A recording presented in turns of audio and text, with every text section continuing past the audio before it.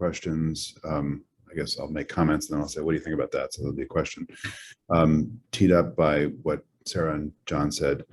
The first one is I'm intrigued by this notion of procedural fairness. There's been a lot of work in political philosophy and study regulation around under what circumstances do people actually feel treated fairly, and does that change their behavior, even when the outcomes are adverse? And so I'm just curious as to what we really know about the conditions under which the procedural fairness hypothesis holds true. And the reason I raise that is because I could imagine that if you're developing some advanced nuclear reactor, whatever it is, and you're shopping around for community to deploy it, you're looking for a place that is, a good place to deploy, is the right tax law, this that kind of stuff.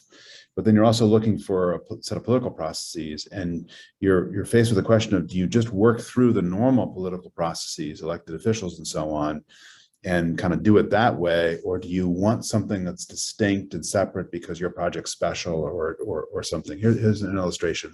There's a community in eastern New Mexico that is siting a interim storage facility, and it's now very controversial in Santa Fe. Everything's controversial in Santa Fe. Less controversial locally for all the reasons that Sarah laid out. It's jobs, a huge number of jobs, but better than zero. And they've been basically engaging with the local elected officials, which is probably the right thing for them to do, but then they've been kind of blindsided to some degree by the other politics at the state level. And so the first comment I wanted to make is this idea of procedural fairness is a chestnut that we all like to believe in, and I mostly believe in it, but I just think it's important for us to think about the conditions under which that's really true. And the other comment I wanted to make is a difference between aviation, I think, if I understand the example there, and citing renewables, or in the extreme, doing something with a nuclear plant, which is, it seems like in the aviation discussion, the debates fundamentally are about regulatory safety and safety of equipment and stuff like that. And I agree with that completely. Whereas for these controversial projects, the process generates its own politics. And that's true in renewable siting. That's really true in nuclear plants, at least in some areas. And so I don't know how to think through this question, but I would think maybe the panel that has convened us, the larger Academy panel, would want to have some opinion about how you set up an community engagement process where the very process then raises the probability of political outcomes that are adverse to the siting, and yet are necessary for all the reasons of procedural fairness. But I've just seen this over and over again on the nuclear side. And I think that's also the story on the renewables side. I'm thinking of Cape Wind, for example, but I'm sure this is true for lots of local siting issues. And that would seem to be an area where the Academy ought to have some opinion. I'll chime in on the procedural fairness. One of the things that's tricky to actually disentangle within the renewable space is that within renewables development, usually, especially in my part of the country, there's a lot of landowners involved.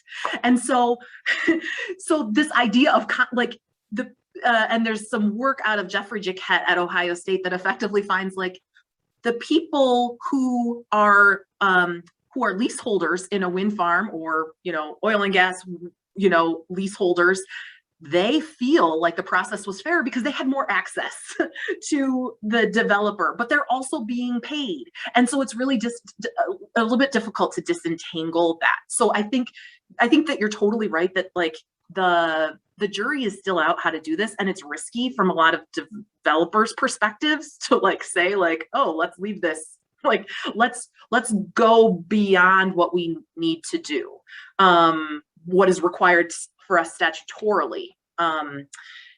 This idea of procedural fairness, I mean, I'm also a planning commissioner, right? I sit on the planning commission in the city. And so this idea of how much you engage the public, what's required in the books, and what actually leads to happier neighbors is also something that is not unique to energy development or even controversial projects. It's everything. It's multifamily housing, right? And I mean, our regulatory processes haven't caught up with it. Most local siting processes haven't. And there's a lot of discussion about who pays that expense.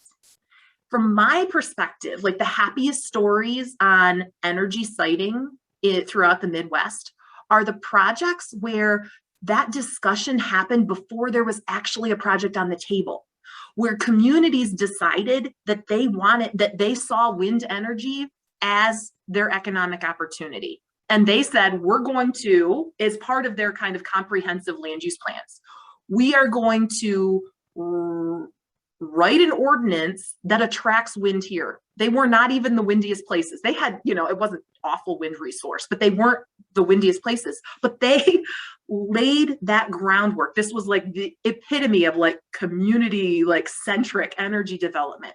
And it was not for a like community solar project. This was, 150 megawatt wind project, but effectively like they set the rules on their own terms and then turned it out to developers and said, come, can you meet this?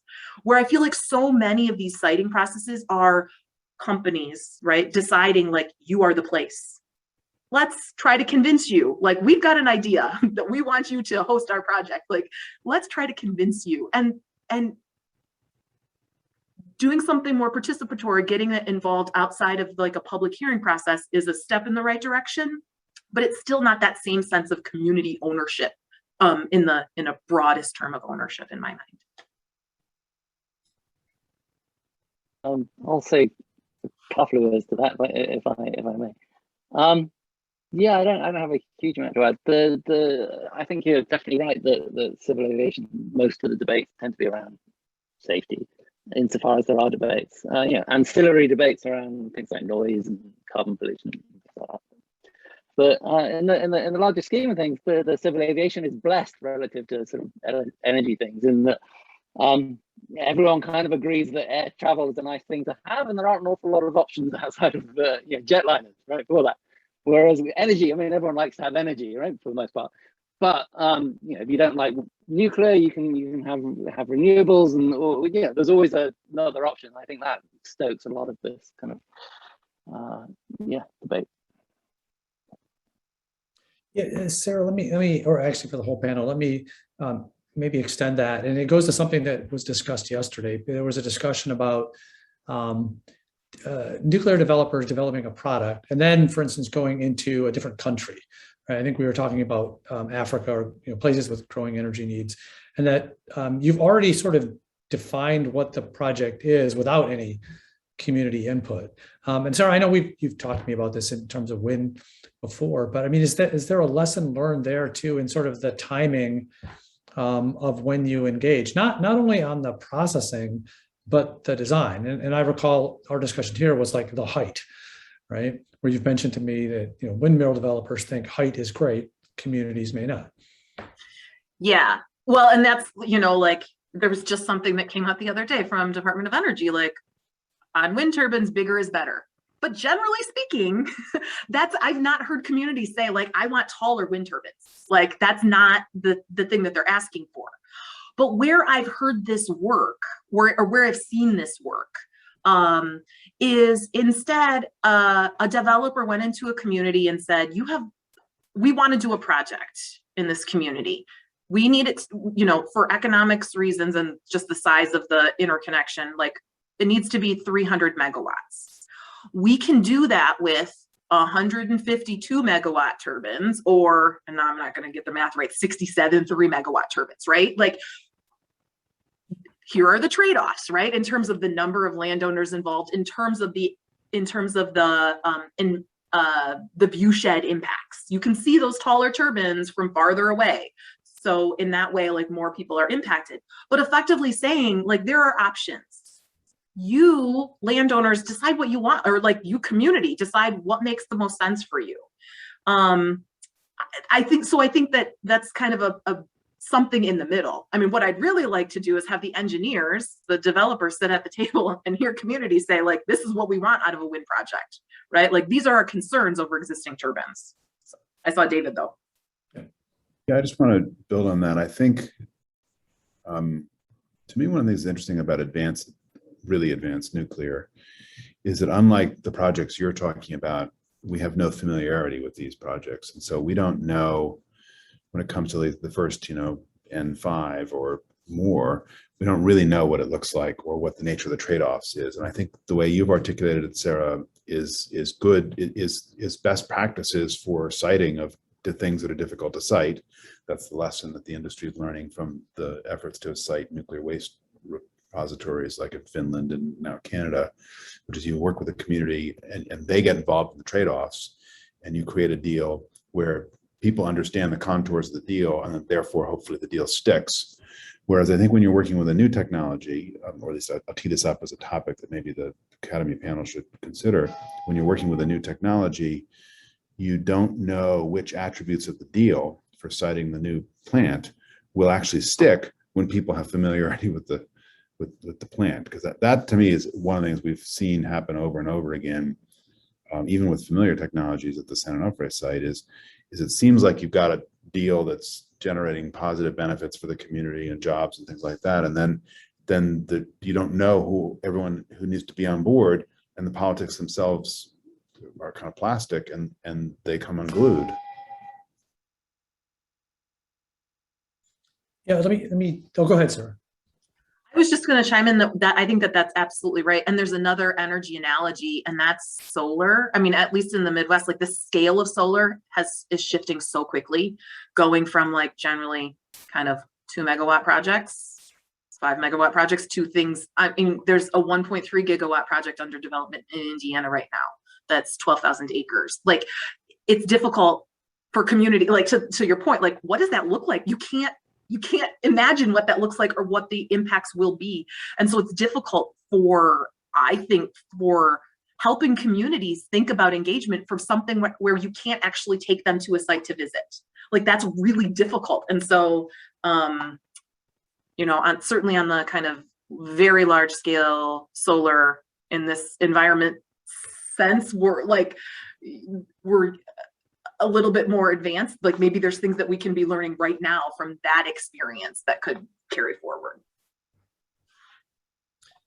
Yeah, Sarah, I wanted to follow up something that you said, which suddenly intrigues me. So you talked through this community that on their own decided that they would have a planning discussion, right, about wind, and decide what they want. So, I mean, traditionally when we seed research, we say, hey, researchers, we'll give you X amount of money and you'll build a more efficient reactor design. Like, do we need to make research hey, community, we'll give you X dollars, go through this exercise and tell us what you want? I mean, is there a value to working through those sort of decision-making processes in advance of the technology showing up? Because, you're mentioning by the time the technology shows up, designers have made choices that may not work. Right? Are we sort of not approaching the problem in the right complexity? I don't know that it's in either or, and maybe like this is because I would hope that it's kind of, funds are more unlimited. Because I think, to David's point, you don't know what you don't know if you can't see it. Like, people don't know how to form an opinion around it, like, or what they're going to care about later. I think that we usually wait too long to do the social science research, though, and wait too long to figure out, like, or draw the analogies. What is this kind of similar to? So as we're thinking right now, like, I'm doing a lot on solar just because that's where there's a lot of applied demand. What 2,000 acres or 12,000 acres of solar panels means for a rural economy, like, we're trying to draw analogies to other kinds of like significant land use shifts, because that's the best that we can do. We don't want to wait for those first projects to be built to figure out then like how people feel about them. Like, we're trying to do some modeling of that now based on the past knowns. So I don't exactly know what your analogies would be, and maybe that's the entire purpose for this panel, is like, what are your comps, like, what might you be able to draw inferences from? But I think going to communities and getting response earlier on is helpful. Okay, John, any more comments on that, or David? Yeah, I think it's a real. Yeah, okay. No, go ahead. You go ahead. I think this is a huge. I think this kind of huge strategic question for which there are no crisp answers, which is how much can you actually usefully do in advance for novel technologies, and what do you think your project is like. Because I think when I talk to people doing advanced nuclear projects, they say our project is like a bridge or something intrinsically safe, whatever. And then this goes to work that Ahmed and Mike Ford were on about dread risk. When you actually, if you call this an advanced nuclear plant, just use the word nuclear, members of the public think this is a nuclear plant, not a bridge. And I think that's a real disconnect between the BD folks and the communities. Yeah, thanks, John. Yeah, I don't have much specific to add to that directly, but I will sort of comment more broadly. It's my sort of take on a lot of nuclear discourse. Spends an awful lot of time worrying about communication. Right? The problem with the reducing problems to the fact that, well, we just haven't communicated it properly to people. Right? And I have a couple of issues with that. Right, the first being that I mean it automatically assumes that whoever your critics don't have a point, right? So it forecloses a lot of sort of introspection right off the bat, right? And I would argue that in an awful lot of these debates, people often have good points. But sort of beyond that, I'm not sure how helpful it is almost to treat it. It's in nuclear discourse, there's a lot of sort of talking about people as if they're not completely rational, and I buy that to some extent. We had a whole panel yesterday about the decision theory and stuff like that. But certainly my takeaway from aviation communication is that if you're looking at the actual message, you're sort of looking at the wrong thing on some level, right? The fact that people tend to be more favorable to jetliners and reactors isn't because they are better messages, I would argue, right? They're often, certainly in the wake of accidents, you get terrible messaging. But I think it's much more useful to sort of treat imagine that people are fairly rational and look at a level deeper than that, right? I think that fundamentally aviation is looked at favorably because it meets a certain sort of implicit sort of social contract, right? I think the unwritten contract of aviation accidents, for instance, just to stick with communication, is that firstly that the whoever crashed your plane wasn't doing something egregiously bad or illegal or irresponsible, right? There was quite a bit of leeway there. But more importantly, I think the contract says that it's okay if something crashes, kind of. It's just what really should be the cardinal sin in civil aviation is not accidents, it's two accidents for the same reason that could have been corrected, right? And then the third, I think the most important thing is the airplanes fail about as often as we're comfortable with them failing, right? I live in the UK, and British Airlines haven't had a fatal jetliner crash since 1989 in Kegworth, right? That's over 30 years without an accident. And so I think if there was an accident tomorrow, they could really mess up the messaging, and eventually, ultimately they'd be absolutely fine, just because there's underlying reality to how safe aviation is, right? With nuclear things, I think the underlying problem that the nuclear industry sort of skirts around is that the reactors fail far more often than they're supposed to. And we've only had there's 400 some reactors. There's 3 meltdowns at Fukushima, meltdown at Chernobyl, the 3 Mile Island, the Fermi reactor, the Windscale in the UK, and all sorts of other things, right? The relative to the implicit promise of how reliable these things, nuclear just doesn't live up to its promise. I think treating people as irrational because they then have doubts on the back of that, I think maybe misses the point. All right, thanks. So I see that some questions are starting to come in from the committee, so I'll start to open it up there. I just want to make one comment, David. I've always wondered, to your point about trust and whether people want an advanced nuclear plant. near them. I think most people don't really have a sense of what a nuclear plant is.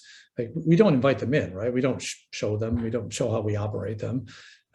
It's been very behind the fence, right? And in the early days, things happened behind the fence that were bad, and we, a lot of it was military, but we didn't even tell the communities what was going on, right? So we built up this lack of trust, and we're not very welcoming. But anyway, so let me shift to Richard Cooper. Thanks, Todd, and thanks to our panelists. Whoops, get on there. Thanks, Todd. Thanks to our panelists. I really enjoyed this discussion. I have a fairly almost empirical question for Sarah. What did you notice between, you said there were several communities that did beforehand say, this is what we need, and then they go to the various developers. I assume then some could be, okay, we need this amount. Do we go wind? Do we solar? Combination? Something like that. I don't know.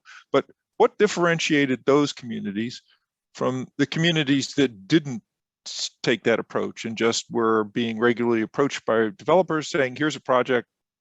Yes, no."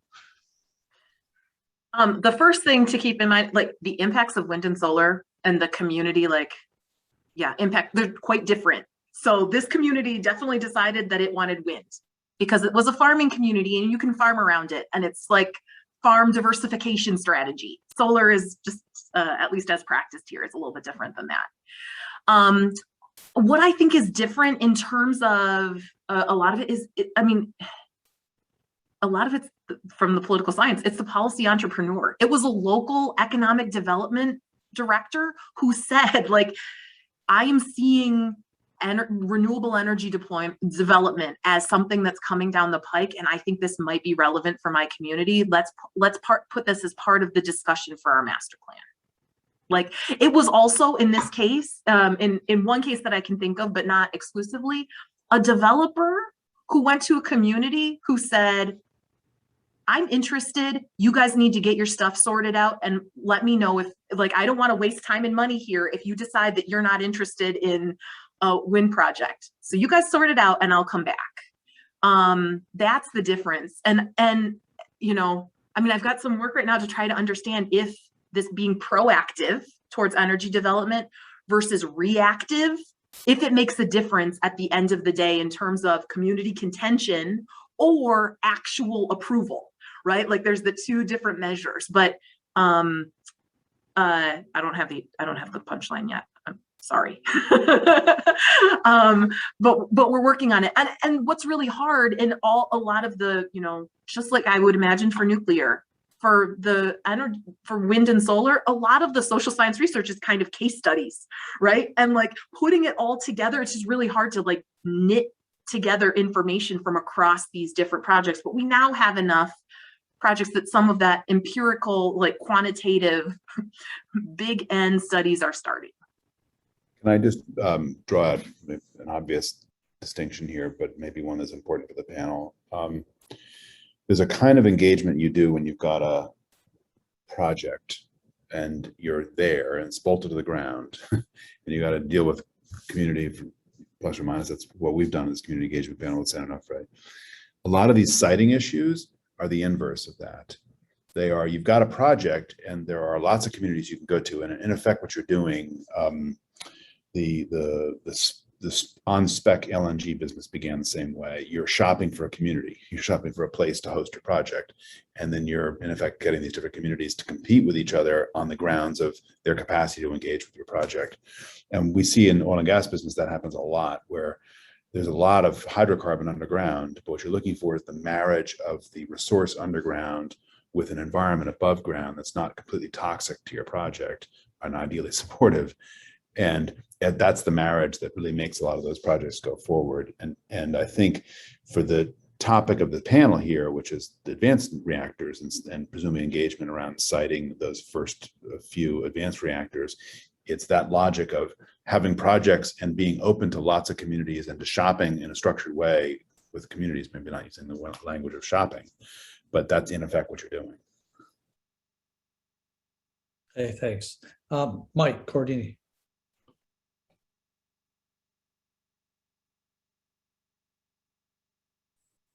Thanks, Todd. I guess I was going to ask the question, but David answered it before I could even get there, which is this whole idea of essentially shopping for a site, and then what are the practical steps of consent-based siting once you found a group that is interested in your project. So I wrote down a whole bunch of things from the panel's discussion. One was that some sort of community engagement is definitely necessary, but be careful what you wish for, because it could go awry if you ask for too much engagement. At least that's what I thought I heard. So I guess I wanted to go to each of the panel members and ask the question. So community engagement to me is a necessary thing that has to be done ahead of an energy project. But is it more akin to what David was saying at the very end in terms of essentially saying, I have an energy technology that I want to cite, and what communities are willing to at least consider it, and what are some of the positive and negatives to going through this engagement panel? Or are there more pragmatic, practical steps that have to be done? That's my question.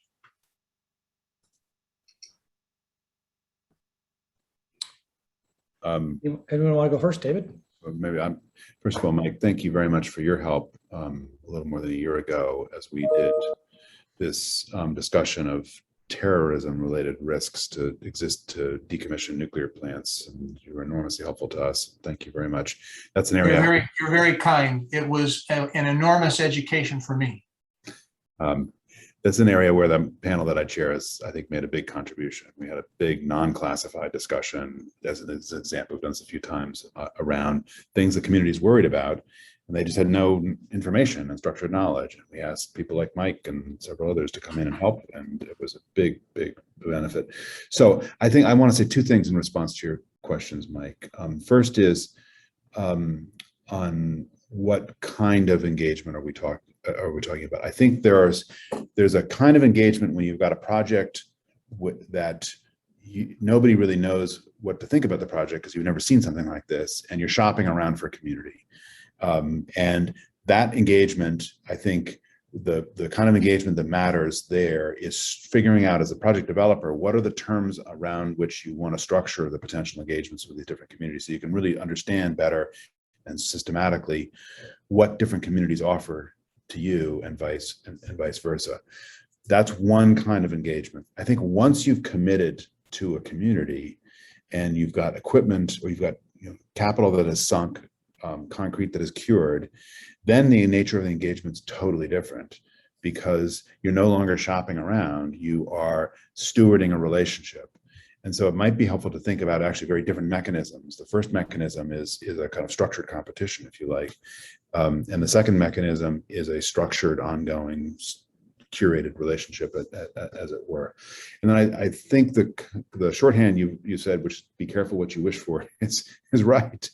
I do think it's one of the things that, maybe this is particular to nuclear, but I think it's to all these highly emotive technologies, that the nature of the engagement is really dynamic.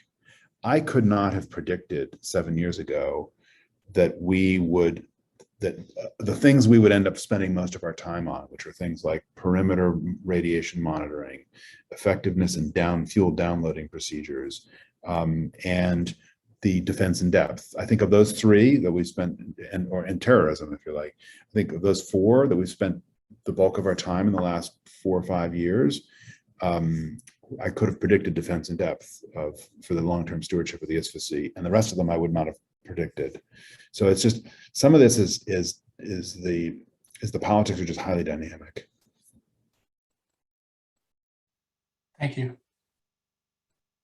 I would, two comments. I think that how David characterized the be careful what you wish for. Yes, I mean, I think that I would not start a community engagement process unless you are willing to listen to the community. If this is something where you don't ask people questions that you don't want the answers to. But I think in the long, and sometimes what I tell communities or developers who ask on the renewable side is that it might mean that a project that has great wind resource and access to transmission doesn't want you. And it's better to know that now. You might need to be willing to walk away, or change, you know, it might change kind of how you're thinking about the project. I would also say, just in terms of, I appreciate, David, the kind of way you were saying that there's two different levels, and, you know, early on, there's kind of structured competition. I would, especially to the extent that some of the early projects are going to be are going to be seen as the examples, right? Like making sure, this is where, especially for first projects, like that there's community engagement and that it's not necessarily a race to the bottom, like that, that the project that results is something that people are comfortable with, like that are very, very comfortable with, and that you think would be replicable. And it's not just like that this is one odd community that is willing to host something that looks like this and nobody else would ever. Like that, in my mind, would not be the place where I would want one of my first projects, just because if other communities that you would want to be host your technology can't see themselves in the existing host communities, then I think that that could be problematic. Thank you. But what you said, I wrote down immediately, which was, you need to listen, be honest, and then you may have to be willing to walk away if it doesn't all fit together. That's my sense. Like, okay, all right, thank you. That's easier when you're in the shopping stage. Yeah, I know. When you're I in wrote that marriage under the stage. shopping category. Thank you, guys. Yeah, David, but it may be, you know, when you mentioned this transition, right, to the ongoing relationship, right? Once you start pouring concrete, doing that right will make it so you're less likely to have to walk away, right? So I think what you said was important. John, do you have more on this, on Mike's question? Again, I'm no expert on engagement, but my sort of broad take on it is that very often I think the engagement, certainly in nuclear, I don't know anything about renewables, but the problem that people are solving for in engagement isn't how do we inform people as transparently and democratically as possible. The problem they're solving for is how do we convince them to take off nuclear reactor, right? And a successful engagement is engagement where people agree to whatever it is you want them to agree. And I think the sort of essential problem that nuclear kind of grapples with in this context is that to the extent that we are completely transparent in our engagement, I don't think many people would choose atomic energy. I mean, it's just if nothing else, it's a very expensive way of generating electricity yeah, I mean, so I would argue isn't as safe as you know, well, not as knowably as safe as we promised. Yeah, maybe we're chasing the wrong things in our engagement efforts. All right, question from Ahmed Abdullah. Yes, thank you, Todd, and thank you to the panel for this wonderful discussion. I've got two questions that kind of I'll throw to David and Sarah. One is, there's been a focus on process and everything you've said, and I'm wondering if that's true of all the concerns that a community raises, or if you need different processes to handle different types of concerns. And I'm thinking especially of the Ontario wind farm debate, where the government had to grapple with, oh, we don't like the distribution of wealth and the credibility of that kind of mechanism, at the same time as they had to grapple with wind farms cause cancer. And I'm wondering, that strikes me as disingenuous for an expert or a wind farm developer to deal with both of those concerns at the same level. I think one is valid and one is slightly less valid. And the second question is to David, is there a political engineering that we could do to make this process uniformly accepted across the industry, given the scale of the energy transition that's required? We're talking about deploying enormous infrastructure in 30 years. How on earth do we get this right? How do we convince CEOs that a credible process will get these technologies deployed faster? Thank you. So on the first one, the lion's share of the research, right, is on procedural justice, and distributional justice is also part of it. Most of the literature would find that, like, procedural justice is more important than distributional justice, but like the distribution of benefits is also really important. Like, and there's ongoing work about that. Honestly, this is my in communities where that has led to this think about fit with what the community is all about. I've seen developers, the very same developers, using the same community engagement processes, using very like the same lease arrangements. You know, they're working in the same context, so like the tax benefits that would accrue to communities are the same, but they are met with very different responses. And so this is what led to this research that's effectively like, can you predict opposition based on landscape characteristics or characteristics of, you know, demographic characteristics or socioeconomic characteristics? And there's some sense that you can. And the things that really show up in that are about kind of what the community is about. It's very, you know, you could survey people and say, are you living here for aesthetic reasons or productive reasons? But like, you can also get that from understanding from the USDA Census of Agriculture, right? Like how, like that sort of information. So that's what we're trying to do. And I mean, the model can be improved, and it's based on just a couple of states right now. But I think I think it rings with the reality that there are some places that are just more predisposed to see a technology as fitting than others, and trying to capture that, not to excuse the procedural justice, not to say like that, not to say that it's a substitute for it, but to help, if your universe is quite wide of the potential places, help you find those places that are more predisposed. And then you can use your, you know, good development practices. Then I think it's all three. Let me say three things. First, is just an instinctive point. I also agree. I think the procedural stuff is probably more important than the allocative justice, but there may be a big bias in the literature in that it's easier to see the procedural issues play out nicely where the stakes are lower. And so in some sense, we're testing procedural justice in a different environment from the allocative justice. I just don't know the answer to that, but I just would be cautious there. Second point I want to make is about process here. It seems to me that it's very interesting because you have, on the one hand, sometimes you want community engagement because the engagers are independent. That's what our panel is. And those kinds of systems work well when what you need is independent experts or somebody to help a community understand what's going on, or help a project operator understand what the community cares about. Then the independence really matters. That's an example of that is this workshop we did on terrorism risks to ISFCs that Mike Cordini was part of a year ago, May. And then quite often though, the engagement process is the exact opposite. Independence is not what you want. If you want the project developer to be, you know, producing more jobs or different jobs or whatever it is, independence is your enemy, because what you want is actually the project developer who's got skin in the game to be there centrally involved with the process, because then they can figure out how to reallocate resources and benefits and reallocate the rents that come from the project and so on. So I think it might be helpful to think about under what circumstances independence is very helpful versus direct engagement.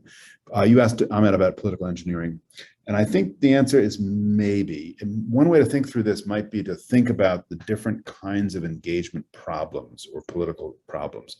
So we've been talking a lot about siting today. Then there's quite distinct from that are the issues about stewardship of an existing site, which is a different kind of engagement problem. Different yet again is what a lot of people think will be one of the roles for these advanced reactors, which is to help with integration of renewables. So there, it's a different kind of engagement where you're trying to engage with the people who are involved in tariff design and compensation for capacity and, you know, clean firm power and that whole discussion, which is a different kind of engagement altogether. I do think there's an insight that comes from the people who study the politics of highly contested technologies and contested processes, which is the politics are dynamic. In the early days, everything seemed hard because the technology is unfamiliar and your interest groups that favor the technology are fragile. And then what happens is as the technology scales, and it's not just a matter of familiarity, but frankly, it's also a matter of generating benefits, to organize labor and a bunch of other very well organized, politically well organized groups, then the politics become more permissive over time because the dynamism that's created by amplifying the political power of the groups that want the project to work.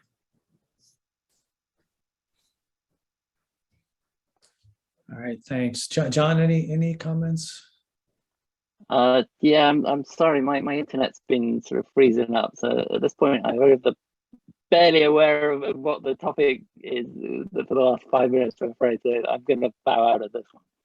All right. Well, we did ask you and your internet to stay up late where you live, right? So it's not an unanticipated challenge. Right? All right. So I think I don't see any more questions from the committee. We're also within a minute of when we said we'd finish. I want to thank the panelists. This has been great.